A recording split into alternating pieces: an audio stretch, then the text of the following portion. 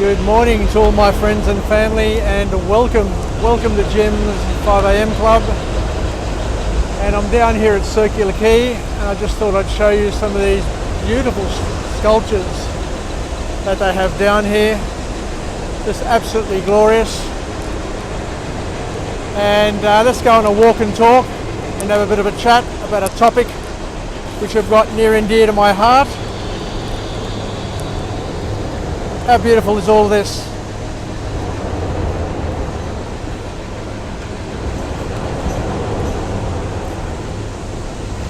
Anyway, today I want to talk about a topic which is pretty awesome,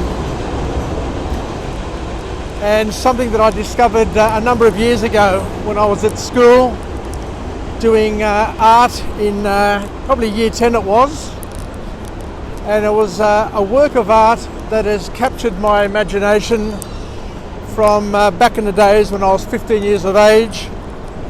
And I think that it's an artwork that all children should be aware of and should study as a matter of course when they're at school. And the artwork that I'm referring to is entitled The School of Athens. The School of Athens, and it was painted by Rafael back in the High Renaissance era, around about 1511. And Rafael did this awesome artwork, and it's located in the Vatican, just adjacent to the Sistine Chapel.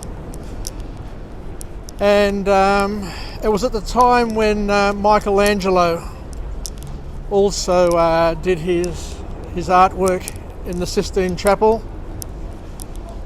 And the School of Athens is absolutely just beautiful.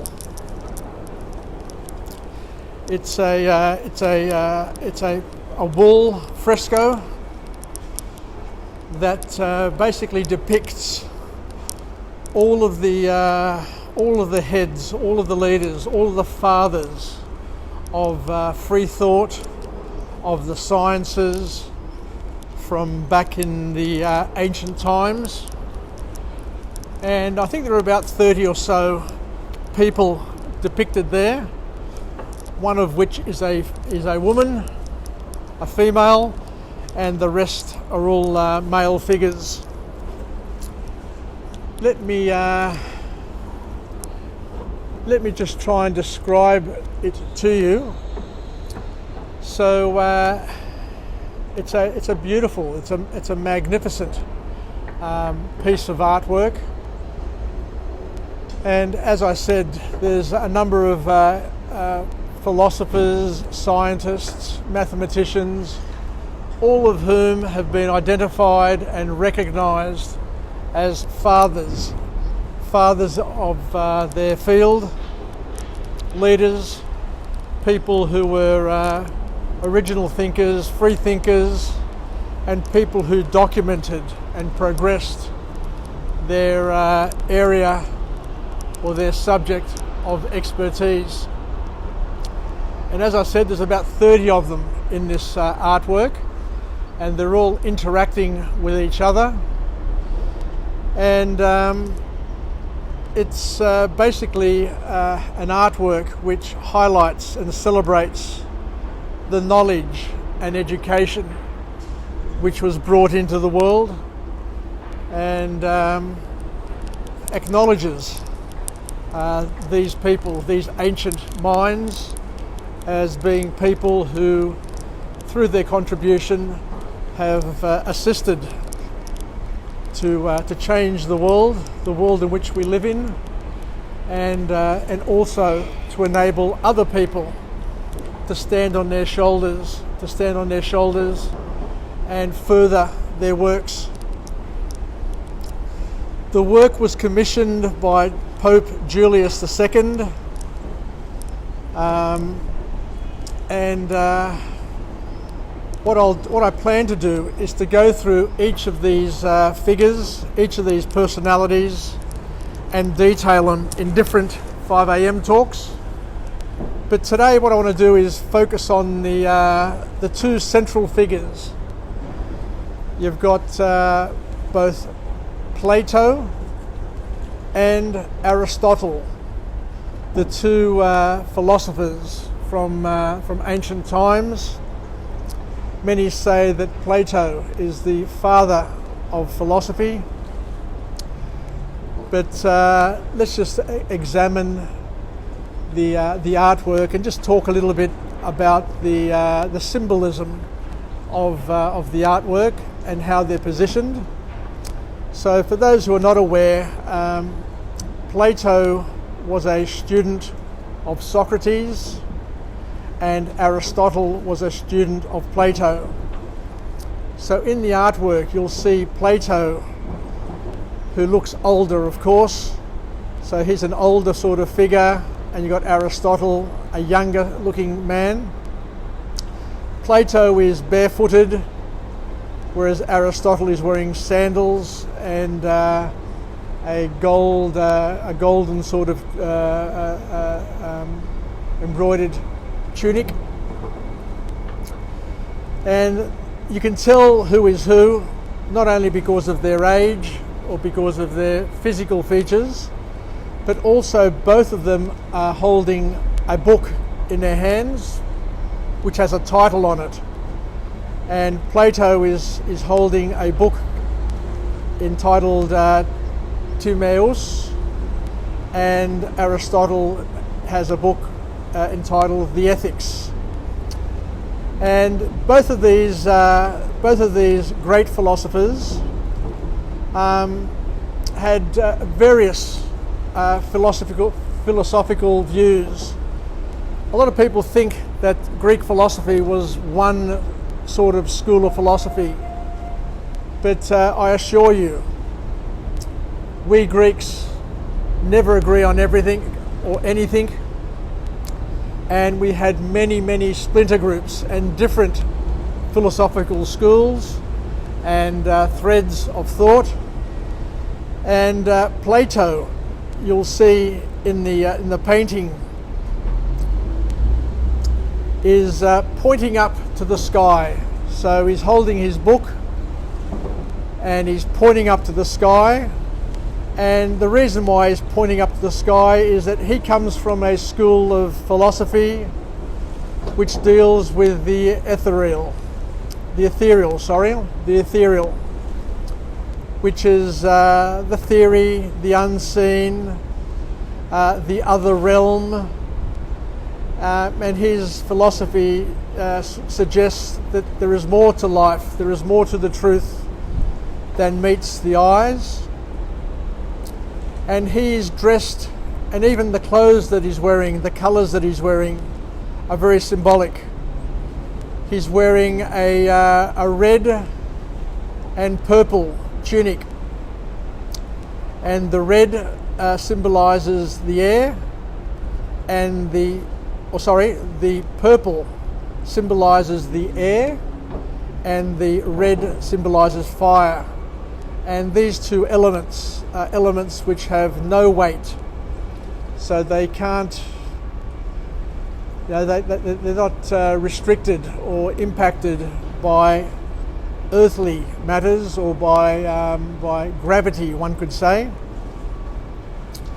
And on the other side, you see that Aristotle, who's the younger one, who holds the book The Ethics, he comes from a school of philosophy which deals with the actual, the objective, the observable, the here and now, what we can see, what we can touch.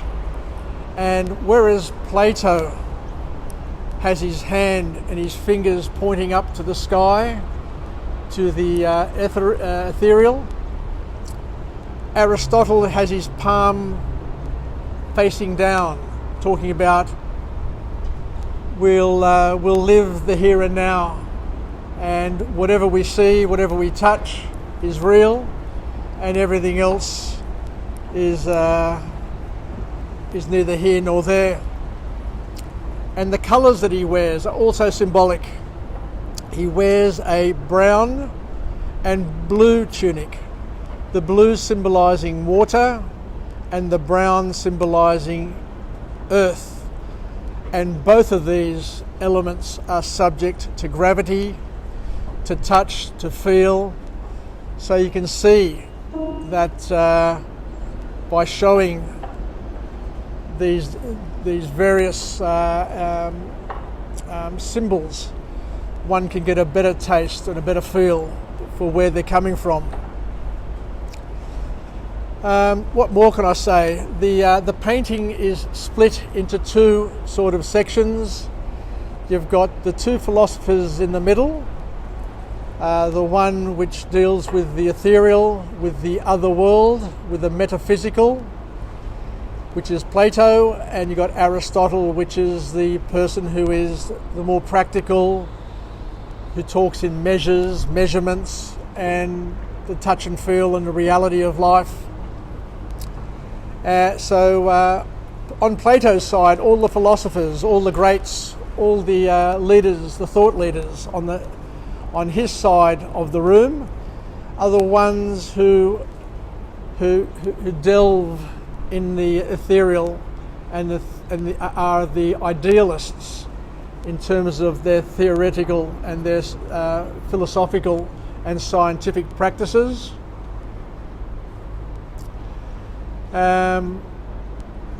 And Aristotle, who's the practical, who's the realist, and all the scientists and all the philosophers on his side of the room are the ones who are more inclined to be people of this world and not idealists, not people who delve in the other realm and the ethereal and the metaphysical. Another thing of interest is that Plato was the one who instituted the first university, the first major school of learning. And a lot of his discussions, a lot of his dialogues were documented.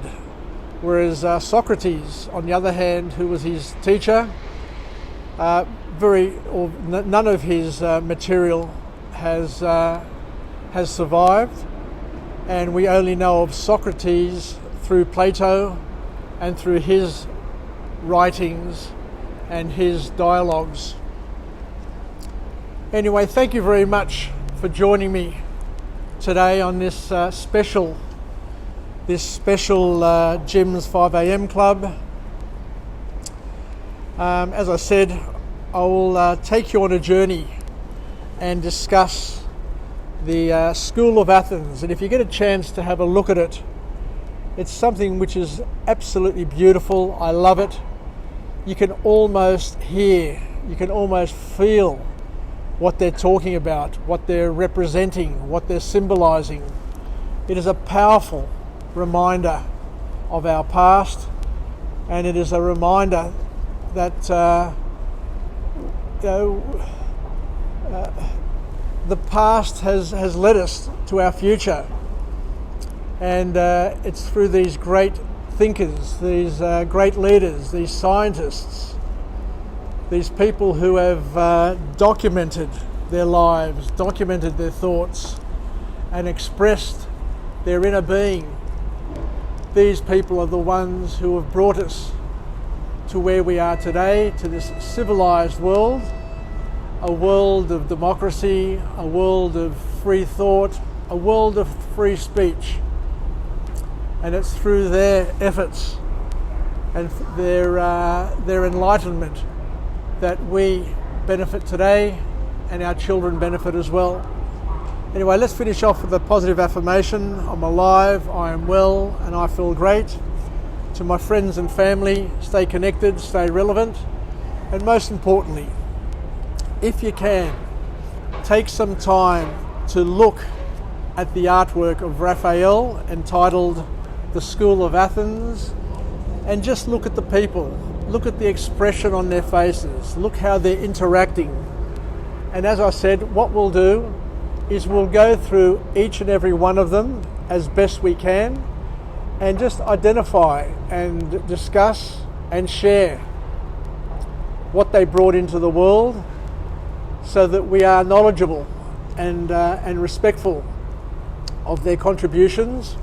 And as I said, for all parents who have got younger children, take time and make a point of introducing them to this wonderful artwork and also calibrating their minds to understand who each and every one of these people were and to have an interest because the classical learnings that have come from our ancient leaders and our ancient thought leaders are things which are timeless and beautiful. So make the most of it and take time to study and to immerse yourself in the beauties of our past. Anyway, take care everybody. I look forward to chatting to you again from Jim's 5am Club. I'll come to you from another location tomorrow and we'll probably have another topic to discuss. And maybe tomorrow I'll touch on Socrates, who is also featured in the School of Athens, and just to help you understand the timing of each of these philosophers.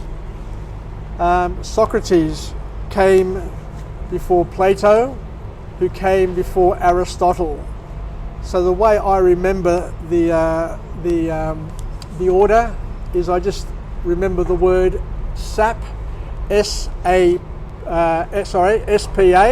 not sap, S-P-A, spa, and I think of, and I imagine that I'm in a spa with these three philosophers, and spa meaning S for Socrates, P for Plato, and A for Aristotle, and just having a talk fest with them and just learning as much as I can. So Plato, just so you understand the time frame, lived from 428 BC to 347 BC. There you go, another wonderful topic. See you later and we'll chat again tomorrow. Bye bye.